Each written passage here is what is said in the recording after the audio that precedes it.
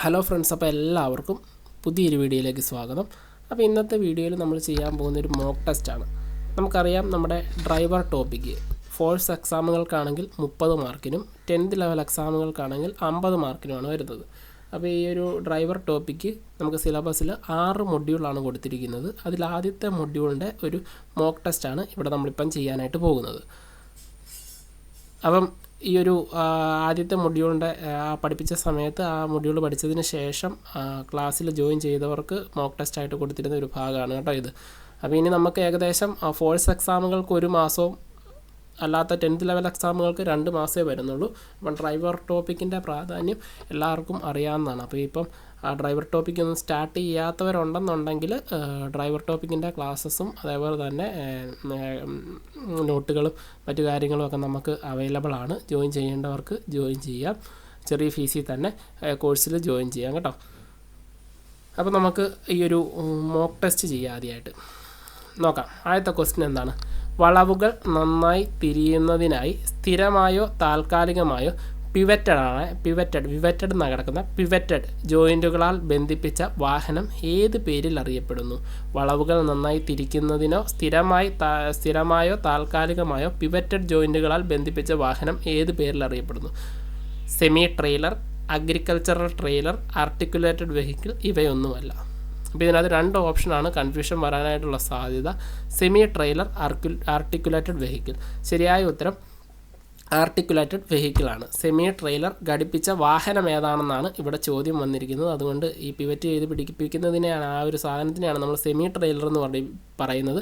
അപ്പോൾ ആ വാഹനം ഏതാണെന്ന് ചോദിച്ചാൽ അത് ആർട്ടിക്കുലേറ്റഡ് വെഹിക്കിളാണെന്നുള്ള കാര്യം ഓർക്കുക.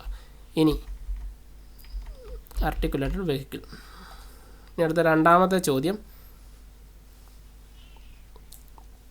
ഒരു വാഹന അപകടം നടന്നു കഴിഞ്ഞുള്ള ആദ്യത്തെ 1 മണിക്കൂർ നിർണായകമാണ്.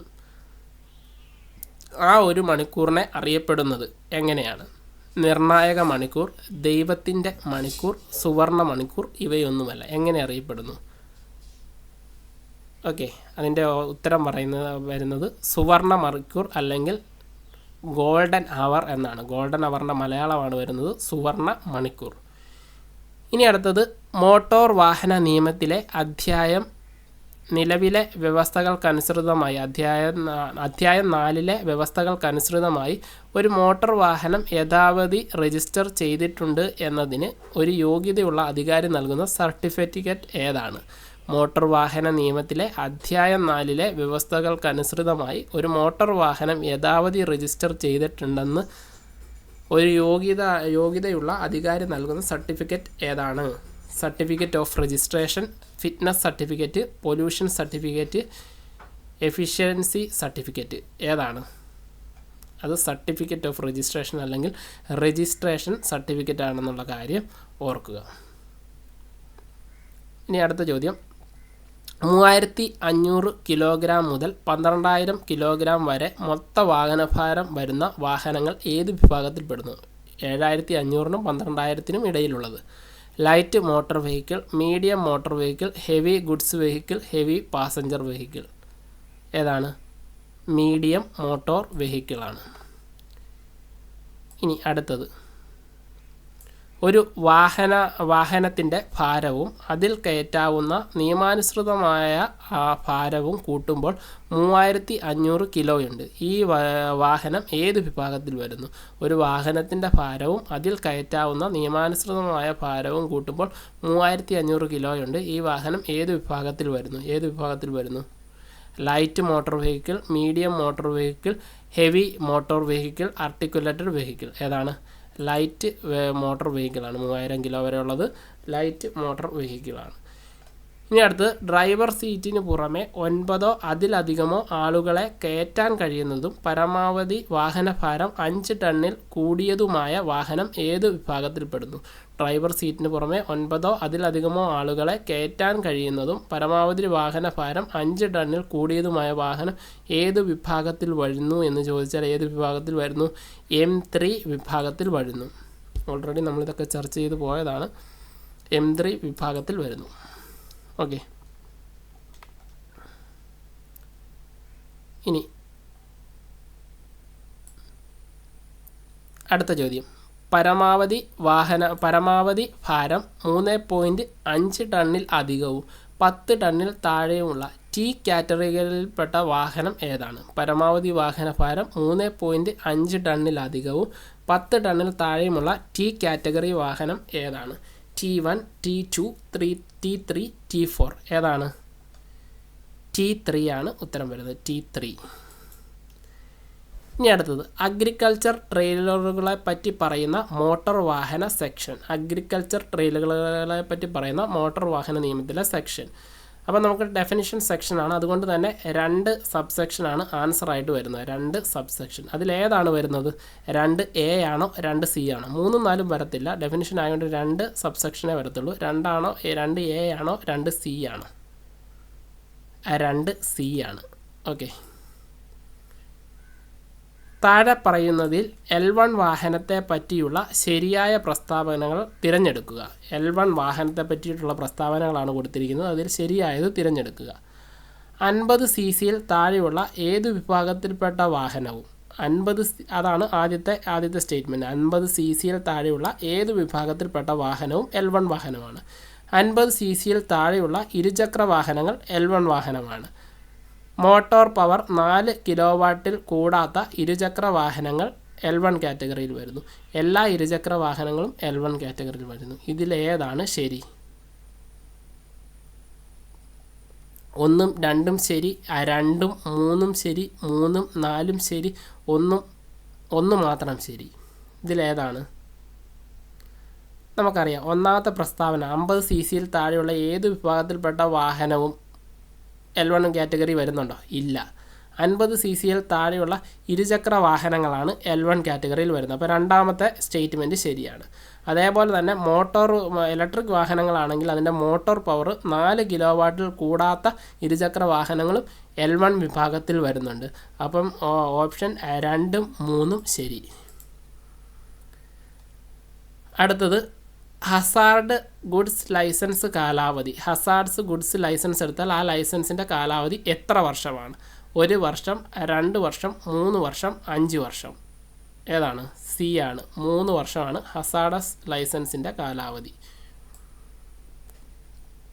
ഇനി അടുത്തത്, പുതിയതായി ലൈസൻസ് എടുത്ത ഒരു വ്യക്തിയുടെ പ്രായം 58 വയസ്സാണെങ്കിൽ അദ്ദേഹത്തിൻ്റെ ലൈസൻസ് എത്ര വർഷത്തേക്കായിരിക്കും? പുതുതായി ലൈസൻസ് എടുക്കുന്ന ഒരു വ്യക്തിയുടെ പ്രായം 58 വയസ്സാണെങ്കിൽ അദ്ദേഹത്തിൻ്റെ ലൈസൻസ് എത്ര വർഷത്തേക്കായിരിക്കും? അത് ഏത് കാലാവധി വരെ ആയിരിക്കും ലൈസൻസ്? അയാൾക്ക് 60 വയസ്സാകുന്നത് വരെ 5 വർഷം, 3 വർഷം, ജീവിതകാലം മുഴുവൻ? ഏതായിരിക്കും ശരിയായ ഉത്തരം? 58 വയസ്സാകുമ്പോൾ ലൈസൻസ് എടുക്കുന്നവർക്ക് എത്ര വയസ്സ് വരെയാണ് വരുന്നത്? 5 വർഷമാണ് വരുന്നത്. 5 വർഷം. ഓപ്ഷൻ ബി 5 വർഷമാണ് ഉത്തരം. 53-ാം വയസ്സിൽ ലൈസൻസ് പുതുക്കുന്ന വ്യക്തിക്ക് പുതുക്കലിന് ശേഷം എത്ര നാളത്തേക്കാണ് ലൈസൻസ് ഉപയോഗിക്കുക? 53-ാം വയസ്സിൽ ലൈസൻസ് പുതുക്കുന്ന വ്യക്തിക്ക് പുതുക്കലിന് ശേഷം എത്ര നാളത്തേക്ക് ലൈസൻസ് ഉപയോഗിക്കാം? 5 വർഷത്തേക്ക്, 10 വർഷത്തേക്ക്, 60 വയസ്സാകുന്നത് വരെ പിന്നീട് പുതുക്കേണ്ട കാര്യമില്ല? ഏതാണ് ഉത്തരം? 5 വർഷത്തേക്കാണോ 10 വർഷത്തേക്കാണോ 60 വയസ്സാകുന്നത് വരെയാണോ പിന്നീട് പുതുക്കേണ്ട കാര്യമില്ല? ഏതാണ് ശരി ഉത്തരം?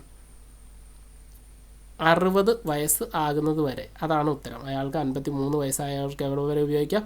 60 വയസ്സ് വരെ ലൈസൻസ് ഉപയോഗിക്കാം.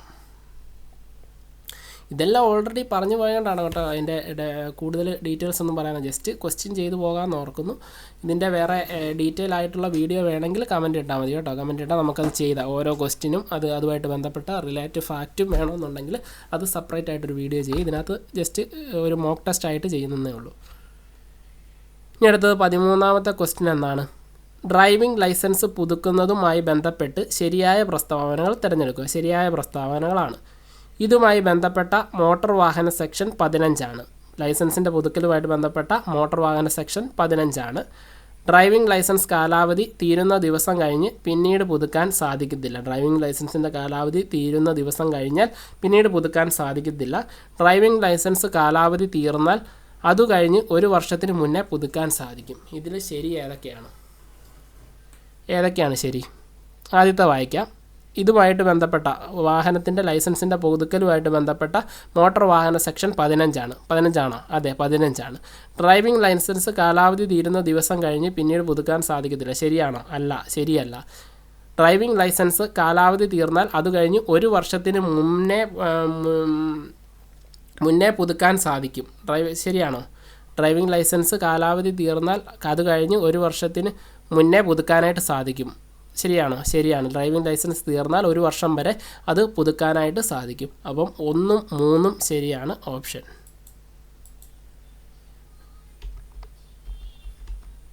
ഓക്കെ,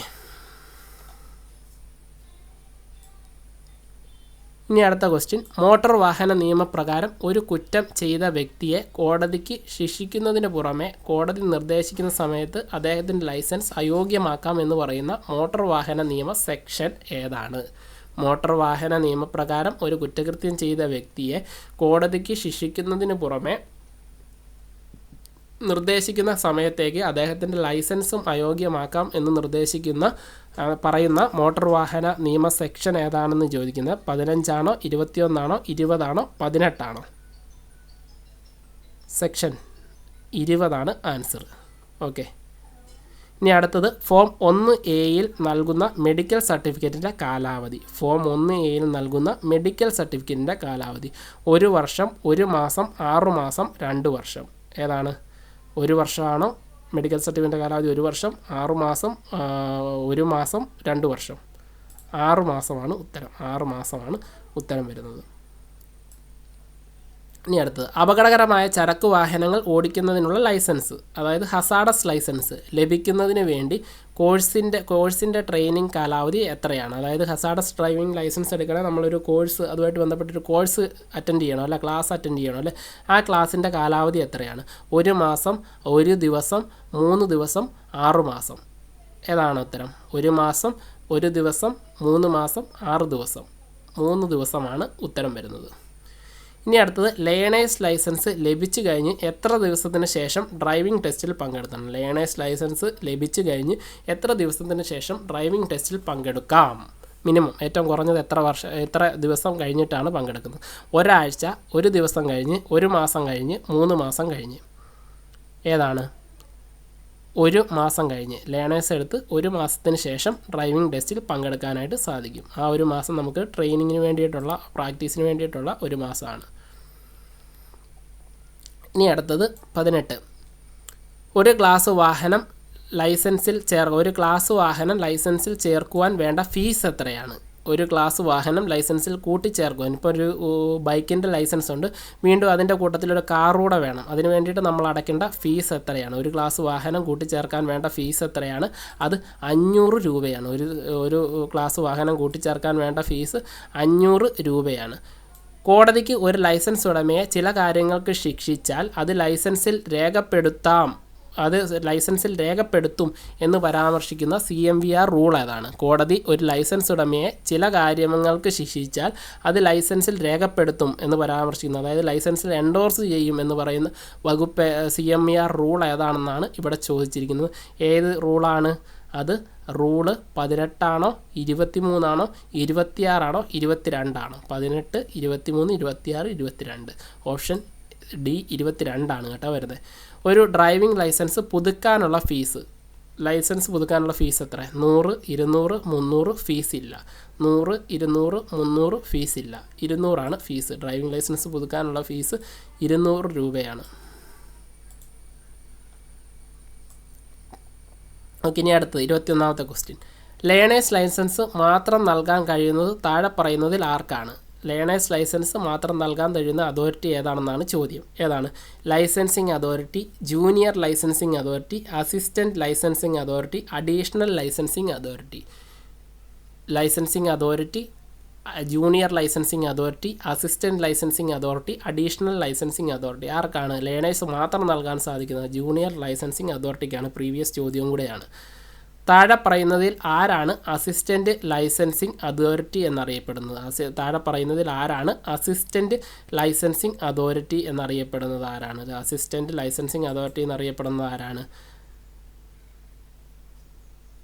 റീജിയണൽ ട്രാൻസ്പോർട്ട് ഓഫീസർ അല്ലെങ്കിൽ RTO അല്ലെങ്കിൽ joint RTO, motor vehicle inspector MVI, assistant motor vehicle inspector AMVI. ഇതിൽ ആരാണ് അസിസ്റ്റൻറ്റ് ലൈസൻസിങ് അതോറിറ്റി എന്നറിയപ്പെടുന്നത്? അത് മോട്ടോർ വെഹിക്കിൾ ഇൻസ്പെക്ടറാണ്. മോട്ടോർ വെഹിക്കിൾ ഇൻസ്പെക്ടറാണ് അസിസ്റ്റൻറ്റ് ലൈസൻസിങ് അതോറിറ്റി എന്നറിയപ്പെടുന്നത്.